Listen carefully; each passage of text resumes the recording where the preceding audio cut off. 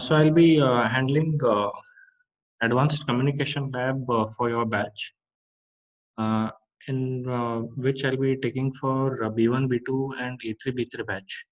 Okay. So in this one, we have a mixture of multiple things. So I'll just share the syllabus with you. So this is advanced communication lab, in which you have 1 hour tutorial and 2 hours hands-on session. What we'll be going through, that is the lab session. So in this one, uh, we'll be dealing with the part A, which is hardware experiments. So in which I think you have come across these terms in most of the classes, like communication classes and all. You might have come across these terms. That is, say, time division multiplexing and demultiplexing of two band limited signals. So TDM you might have heard of. So that is what we'll be trying to implement using a discrete component. As mentioned, that these experiments have to be done. That is, experiment number 1 to 4 have to be performed using discrete components.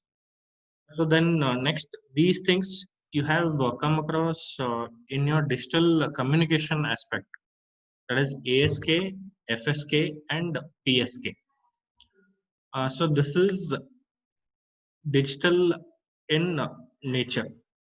Okay, so we can discuss later as to why we call ASK, or on what basis do we classify the communication to be analog or digital communication. And ASK is a modulation technique. FSK, PSK, these are also modulation techniques. Now these are specifically applied for digital aspects. So whenever we want to go ahead with the digital communication, so we'll be discussing why that terms are coined. So these 4 experiments we'll be doing or we'll be conducting using say CD4051 IC, which is a multiplexer and demultiplexer IC. So that is what we'll be using. So I hope you know what a multiplexer and a demultiplexer does. We can implement the same using different components. That is, we can make use of say diode. Then we can make use of say transistor, or any switching device which helps us to cater to the digital aspects and the concept what we want to implement. So then after that we come across with the next part. So here if you just see TDM, TDM is actually related to multiplexing of signals with respect to time domain. And in this aspect, if I just observe, whenever we see the block diagram and other stuff, what happens is we multiplex the signal usually from the analog point of view. So this is somewhat related to analog communication, I can specify. Next one is ASK, FSK, and PSK. So if I just observe these are digital communication aspects. So if you just observe in this lab, right, you have multiple communication aspects what you will be covering. So this was analog, these 3 are digital, and next comes the measurement of frequency, guide wavelength, power, VSWR, attenuation in a microwave test bench. So in this case, right, we are dealing with the microwave communication. So in which you'll be using microwave frequencies in order to check out these aspects what we are discussing. So this is related to microwave communication. So here, if I just observe, these are all RF based communications, wherein the signal frequency will be very less.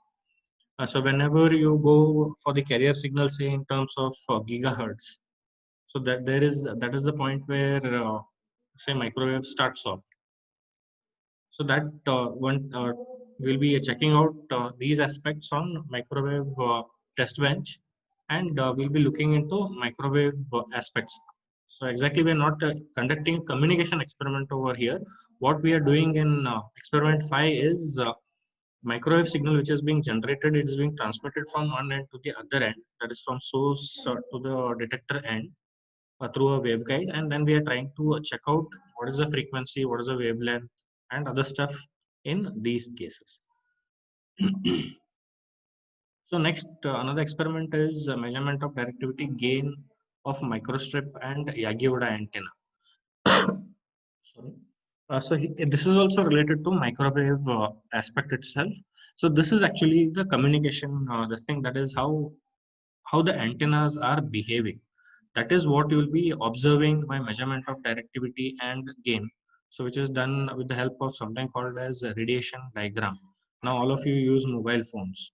So whenever you are using a mobile phone, in mobile phone you have antennas which support the transmission and reception of these signals.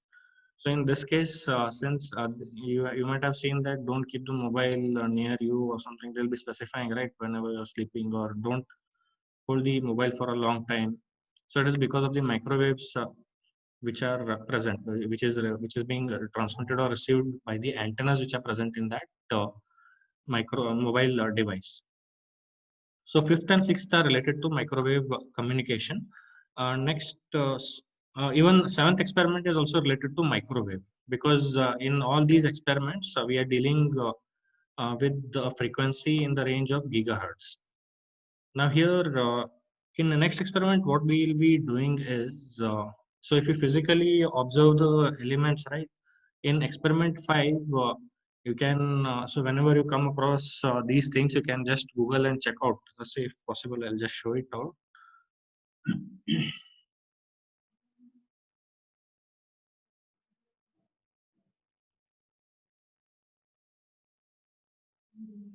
So this is how, is it visible?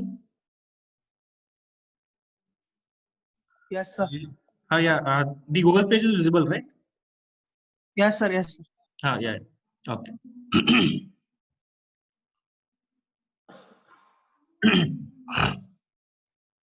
So if you just observe here, so here you can see a microwave devices. So this is how a test bench looks like.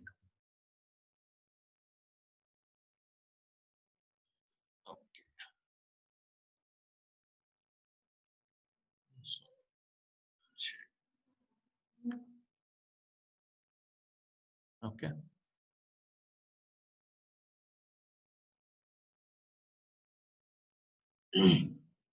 So this is how a test bench looks like. So here they have given it, right.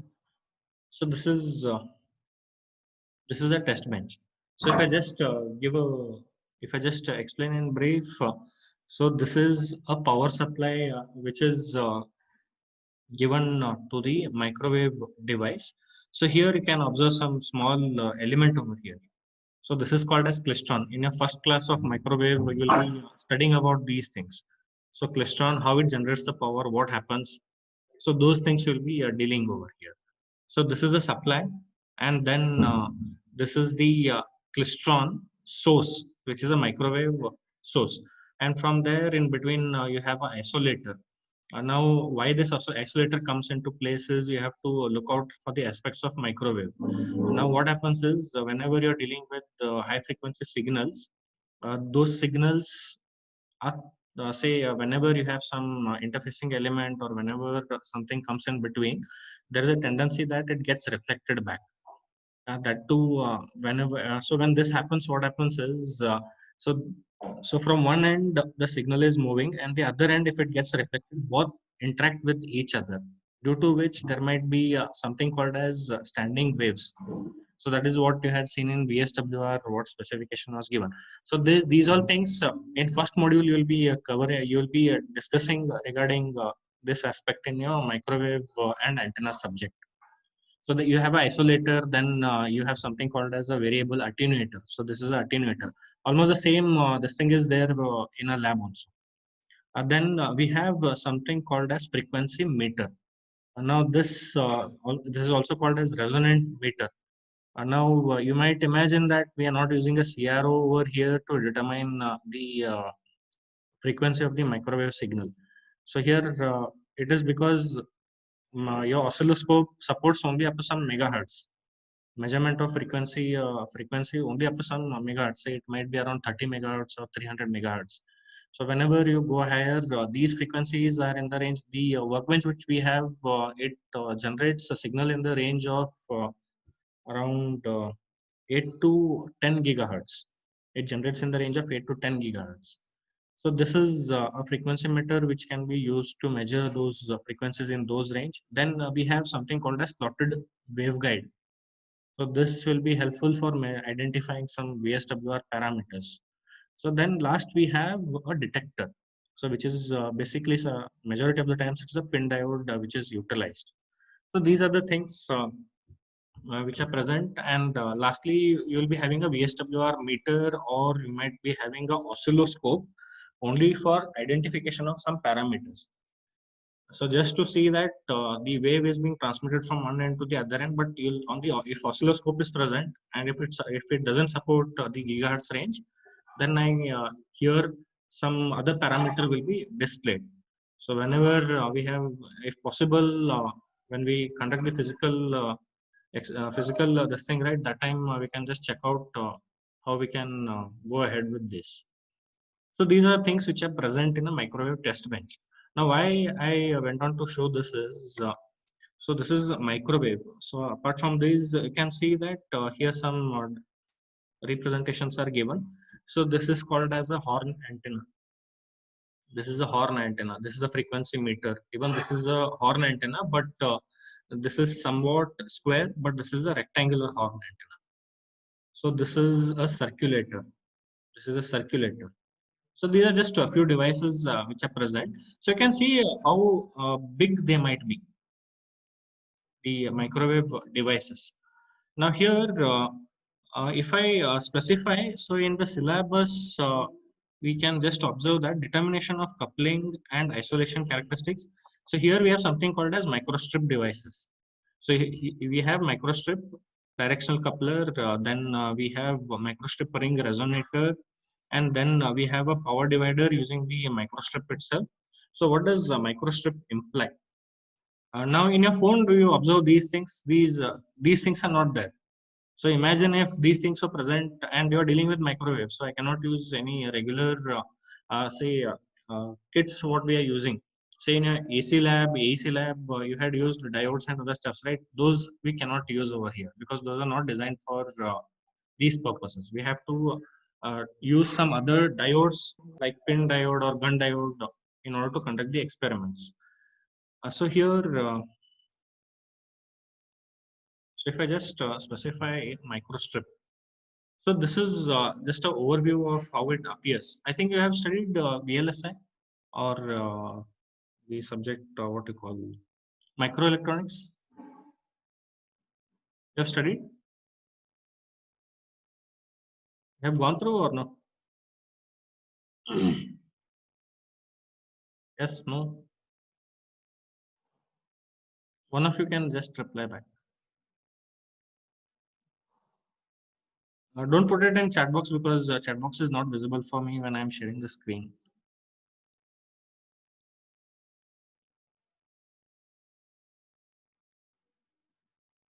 Okay. So this is a microstrip, how it is. So it is actually something similar to your PCB. Now, whatever I showed you, right, say a slotted waveguide and other stuffs. So we have, say, power divider. So it looks like a PCB, but actually it is not a PC, not exactly the PCB what you use in your electronic circuits. So it's a PCB implementation itself, but the material and other stuff which is used will be different. So this gives rise to what is called as microstrip. So it will be like a small say a PCB element. Now these things are present in your mobile phones. So here this is an antenna which is being displayed. Suppose if I want to show you, say I'll just show you Agioda antenna. I think these antennas you might have seen in old TVs when you're using.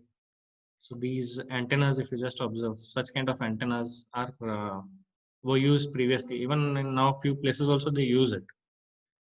So now this is how it actually appears in the physical form when it is say not acting as a waveguide or any other stuff. So this is the waveguide implementation.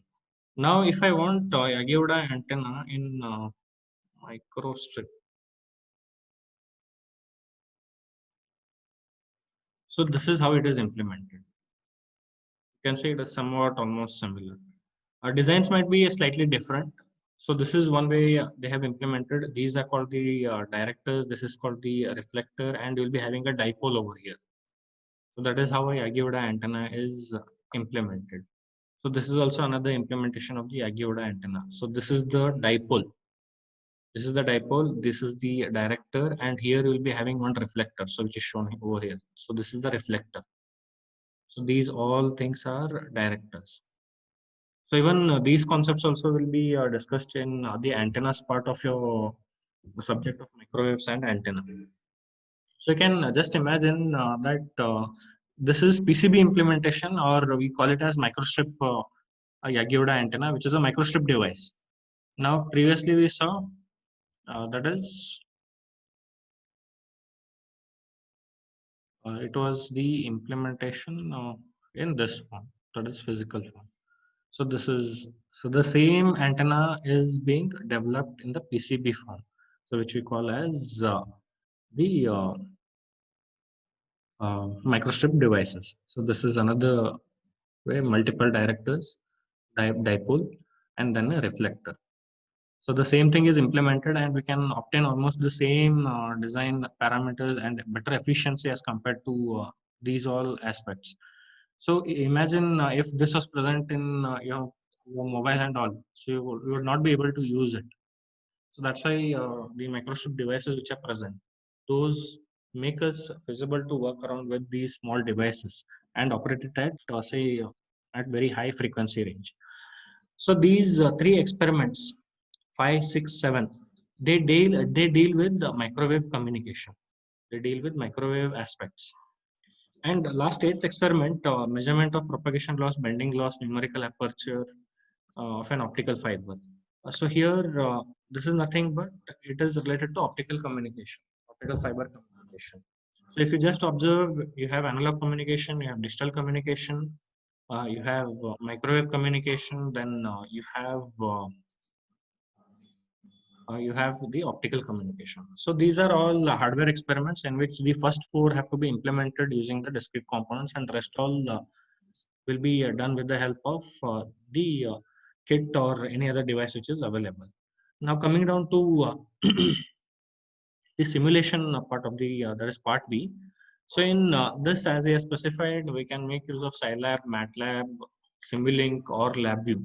So these are the softwares what he has suggested to go ahead. So in this, we'll be discussing these four.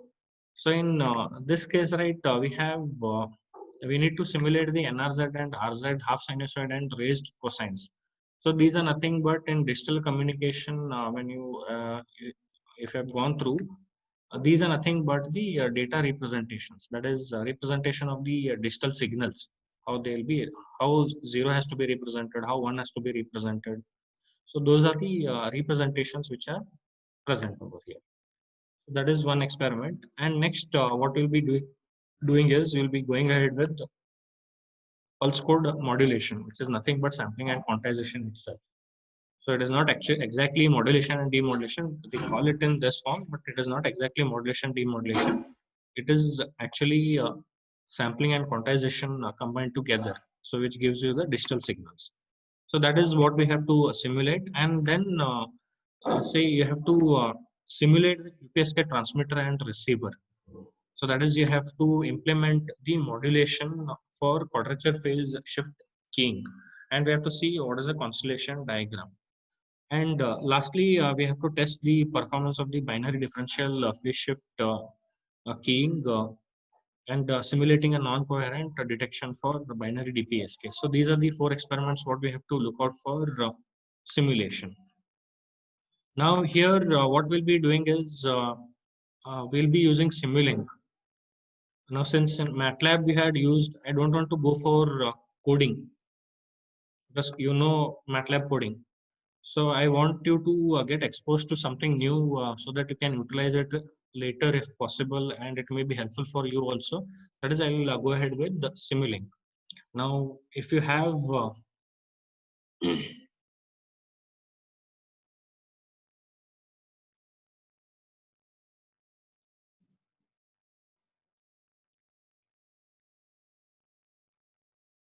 So I'll just check out with that.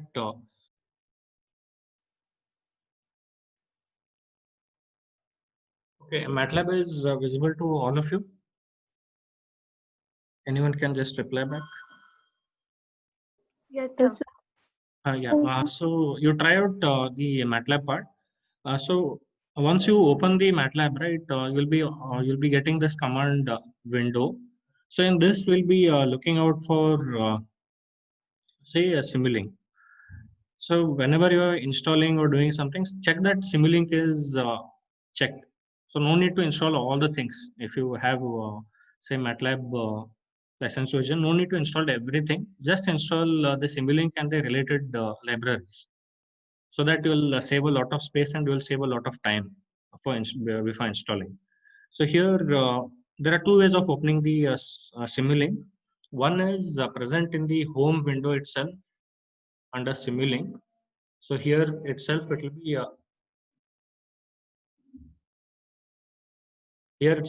will be available. Then if you just click this, what happens is it will start off the Simulink window. Another way of opening the Simulink is in the command window, you type the command Simulink and press enter. So what this does is it will open the Simulink. So this is how Simulink appears. So you will be getting these things. So here you can see that you have blank model and say blank library, all other stuffs. See if you want to generate HDL this thing from this, so you can use these things. So these are different code generators and other stuffs. So what is available? So here say I'll go for blank model. So okay, another 10 minutes is there. So if I disconnect again, connect back to the same link. Okay. So click on Simulink. So we'll be getting a new page of Simulink wherein you can drag and drop. This is simple to use, and something new you will be learning over here. So that it will be useful for some other stuff when you're dealing. Or else we could have done it in MATLAB coding. We could have done those things in MATLAB coding also. So just to make the things simple and something new has to be learned, we are going ahead with the Simulink. So in this, suppose I want to build something. Say I want to have a signal generator and I want to see what the wave is being generated. So in order to do that, you can observe that here we have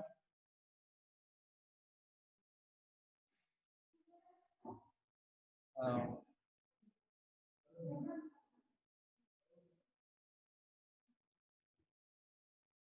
okay, here we have a library, Simulink library. So we can just click this. So when we click this, we can see so many options are available. Commonly used blocks, then Simscape and other stuffs. So if you just name them, you can have all. So toolbox, then vision toolbox, everything, all is available. So these are the things which are available, and even you can have neural network toolbox also in these cases. So these are just a few things to name. So in this, suppose what I want to do is I want to say generate something. Say what we'll do is we'll take a sign generator. So now I want to put this in my blank library. There are two ways what we can do. What we can do is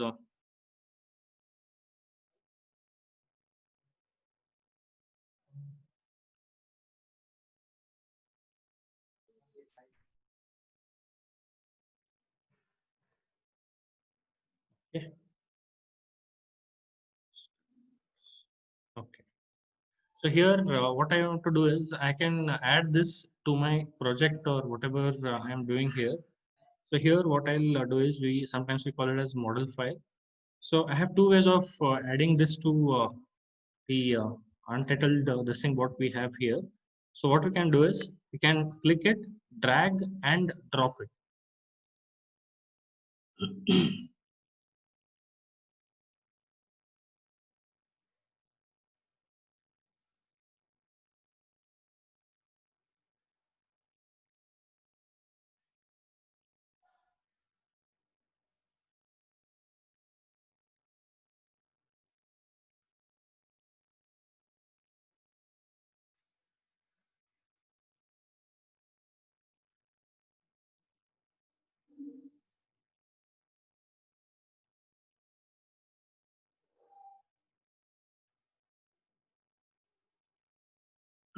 So somebody has asked regarding version. So in that, it comes mostly above 2012. This thing 2012 model, 2012 version of MATLAB. So you get it in those things. So here you can see that it comes and sits over here. So this is one way of adding. Another way of adding is you right click, add the block to the model. So your model is presently named as untitled. So you can add it. So what happens is this sine wave comes in. Okay. So now another thing, say I want to see what is the wave which has been generated here. So I go to sinks. I'll check out if possible whether there is any display available,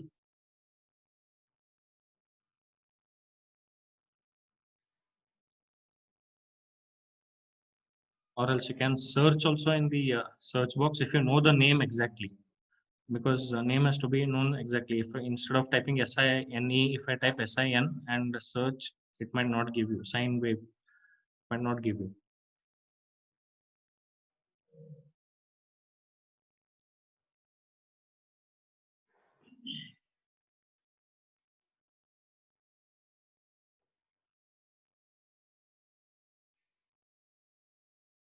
I hope you're following what is going on. I know it is a little bit difficult, but is it fine? One of you just can kindly reply back.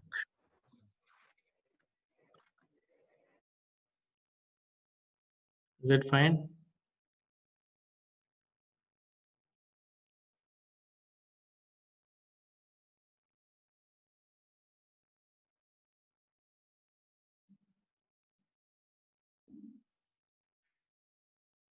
So when I type scope, I'll get all these options. So here I'll be taking this.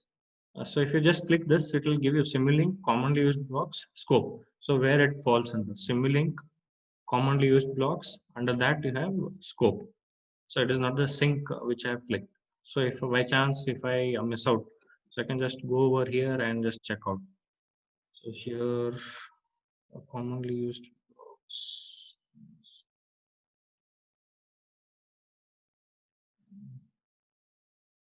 Here it is. So scope.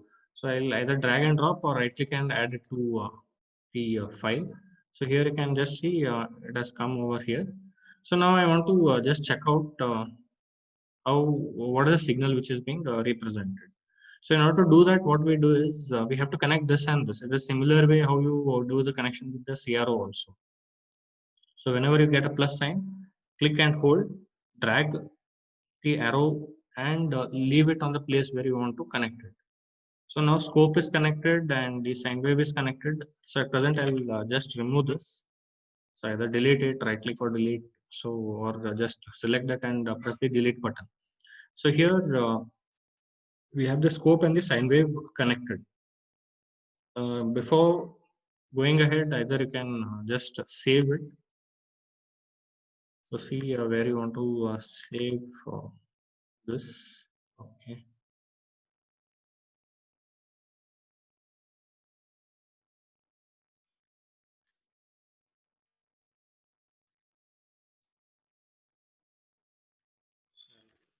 Save it.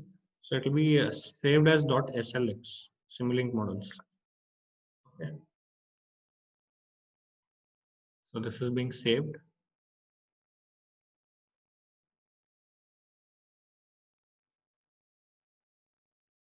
Okay. So now I have to run it. So it is just simple drag and drop or add it to this thing. So now here you can see that there is a play option. So just click play.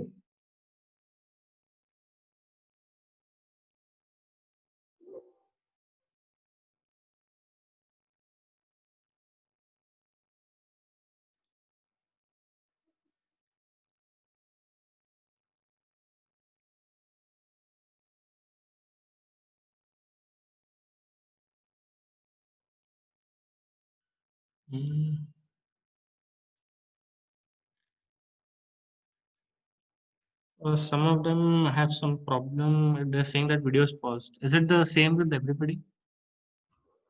Yes, sir. Simulink, this thing is not visible. No, sir, it is not visible. No, sir. Sir, Do only one- screen is visible, sir.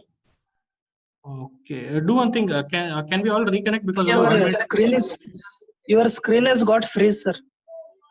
frozen. So we'll do one thing because only 1 minute is remaining. I'll just Yes. end this meeting. Again, we'll join back. Click the link, same link. We'll join back.